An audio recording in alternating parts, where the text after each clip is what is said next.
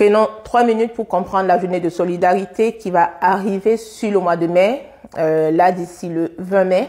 En fait, c'est une mention que vous verrez peut-être certainement sur votre fiche de paie, journée de solidarité, parce que ça fait pas partie des mentions interdites de la fiche de paie.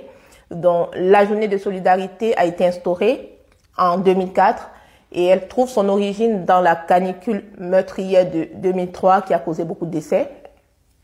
D'où il y a eu cette action du gouvernement qui a donc instauré cette journée supplémentaire et non payée ou alors travailler gratuitement pour tous les salariés, pour tous les actifs. Elle concerne tout le monde.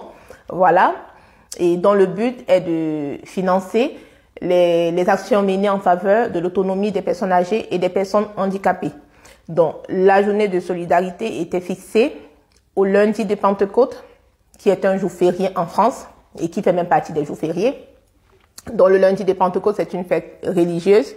Donc, jusqu'en 2008, c'était obligatoirement fixé au lundi de Pentecôte. Donc, depuis 2008, les employeurs ne sont plus obligés de fixer le lundi, la journée de solidarité, ou alors de rattacher la journée de solidarité au lundi de Pentecôte. Donc, ça peut être fixé un autre jour dans l'année, même si beaucoup d'entreprises préfèrent fixer la journée de solidarité au lundi de Pentecôte, un peu comme moi dans mon entreprise. Le lundi de Pentecôte qui va arriver là le 20 mai, ce sera notre journée de solidarité et ce sera un jour travaillé pour tous les salariés de l'entreprise, tout simplement. Donc, concrètement, pour toi salarié, tu dois retenir que pour la journée de solidarité, tu dois travailler une journée supplémentaire et gratuitement.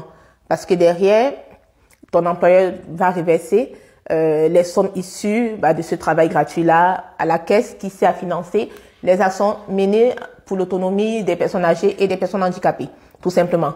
Maintenant, si tu ne souhaites pas, ou alors si tu ne souhaites pas travailler le jour de la journée de solidarité parce que tu as des choses à faire, tu as des choses de prévues, tu as la possibilité de poser une journée de congé ou une journée de RTT, tout simplement parce que le but de la journée de solidarité, c'est un jour supplémentaire travaillé dans l'année. Et maintenant, tu as aussi la possibilité en tant que salarié de fractionner ta journée de solidarité. Et là, c'est à voir avec ton service RH, tout simplement. Donc, concrètement, sur le mois de mai, parce qu'il y a beaucoup de salariés qui ne savent pas, il y a même beaucoup de RH qui oublient même de communiquer aux salariés le jour de la journée de solidarité, parce que c'est pas systématiquement, c'est pas toujours le lundi de Pentecôte, ça peut être une autre journée dans l'année. Donc, posez-vous la question si dans votre entreprise, le lundi de Pentecôte, c'est-à-dire le 20 mai, qui va arriver, est-ce que ce sera le jour de la journée de solidarité? Et dans ce cas, retenez que ce jour, vous allez travailler. Ou sinon, vous pouvez poser une journée de congé ou une journée de RTT pour couvrir cette journée de solidarité, tout simplement, qui est obligatoire pour tous les salariés. Donc, vous n'avez pas le choix. Si votre entreprise décide que la journée de solidarité, c'est le 20 mai sur lundi de Pentecôte, vous êtes obligé de travailler ce jour. Sinon, vous posez un jour de congé ou un jour de RTT, tout simplement. Voilà. Donc, une fois de plus, j'espère que mes conseils vous sont utiles.